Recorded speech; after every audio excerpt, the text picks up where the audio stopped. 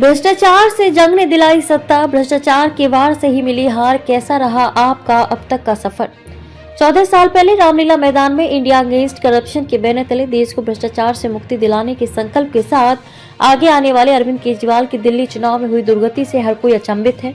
भ्रष्टाचार के आरोप में जेल जाने वाले केजरीवाल स्वयं पर लगे दाग को मिटा नहीं सके। नतीजतन दिल्ली में सत्ता चली गई, स्वयं भी बुरी तरह चुनाव हार गए। आपको इस बार केवल 22 सीटें मिली हैं, वहीं भाजपा को 48 पर जीत मिली है। भ्रष्टाचार के खिलाफ वर्ष 2011 में खड़े हुए अन्ना आंदोलन में अरविंद केजरीवाल प्रमुख रूप से दिखते थे, लेकिन वो खुद अब भ्रष्टाचार में घिर गए। 2013 में लड़ा था पहला चुनाव। IRS अधिकारी रहे केजरीवाल पार्टी के गठन के 1 साल बाद ही 2013 में दिल्ली विधानसभा चुनाव में उतरे।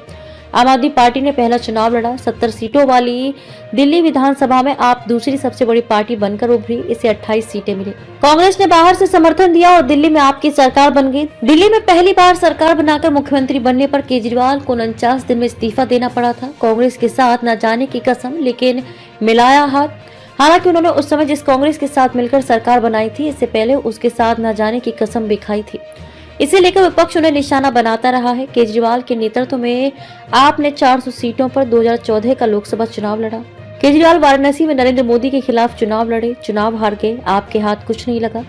दिल्ली में भी एक भी सीट नहीं मिली। उनकी पार्टी सिर्फ पंजाब में 4 सीटों पर जीत दर्ज कर सकी। आपने 2015 के विधानसभा चुनाव में बम्पर जीत हासिल की। 70 में से 67 सीटें मिली, लेकिन इस बीच पार्टी में अंतर्कलह सामने आने लगी।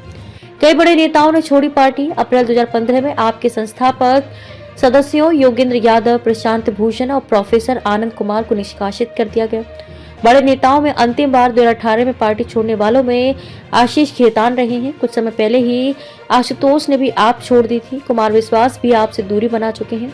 पार्टी ने 2020 में भी 70 में से 62 सीटें जीतकर पूर्ण बहुमत की सरकार बनाई। शीश महल पर घिरे केजरीवाल, मगर केजरीवाल भ्रष्टाचार को लेकर विवादों में तब आ गए थे जब 2022 में उनके बंगले को शीश महल का नाम देकर इसके पुनर्निर्माण में अनियमितताएं बरते जाने का भाजपा ने उन पर आरोप चढ़ा। आरोप लगने पर LGV सक्सेना द्वारा कराई गई जांच में ये बात सामने आई कि नियमों को नजरअंदाज कर CM हाउस में पुनर्निर्माण कराया गया और विलासिता की सुविधाएं जुटाई गई। केजरीवाल इन आरोपों से निपट भी नहीं पाए थे कि आबकारी घोटाले ने उनका दामन पकड़ लिया।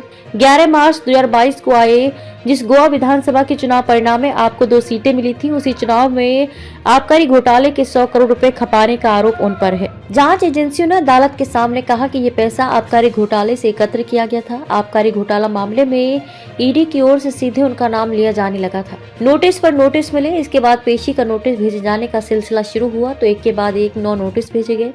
केजरीवाल जांच एजेंसियों के सामने पेश नहीं हुए तो मार्च 2024 में मुख्यमंत्री रहते हुए उनके आवास से उन्हें गिरफ्तार किया गया। वे करीब 5 महीने जेल में रहे। इससे पहले उनकी पार्टी के सहयोगी नेता संजय सिंह और उस समय के उप मुख्यमंत्री मनीष सिसोदिया के फरवरी 2023 में जेल जा चुके थे। संजय सिंह की 4 माह बाद जमानत हो गई थी। सिसोदिया 17 महीने बाद जेल से बाहर आए। इसके बाद 5 महीने जेल में रहने के बाद केजरीवाल जेल से बाहर आ गए और मुख्यमंत्री पद से इस्तीफा भी दे दिया। मगर भ्रष्टाचार के छींटे उन पर ऐसे पड़े जिनसे आज तक पीछा नहीं छूटा। उन्हें दिल्ली की सत्ता तक गंवानी पड़ी।